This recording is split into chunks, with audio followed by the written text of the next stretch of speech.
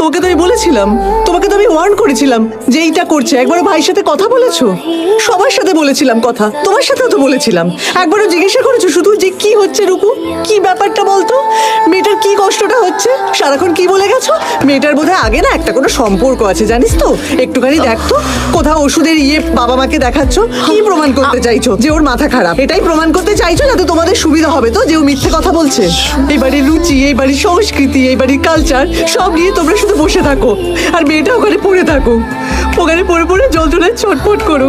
চুপ করো, আমাদের পায়ে কালশিটের দাগ পড়ে গেছে। কি করেছে ও? একটা বাচ্চা মেয়ে, তাকে বাড়িতে এনে টর্চার করছে। হ্যাঁ, আমি পাগল হয়ে গেছি, আমি পাগল, নন্দিনী পাগল, সবাই পাগল। বাস, এনাফ ইজ এনাফ।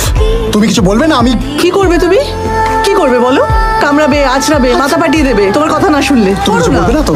বউয়ের সাথে করেছে, বউদের সাথে করতেই বা কিসের প্রবলেম? ও তো এসব করবে বাড়ির মধ্যে।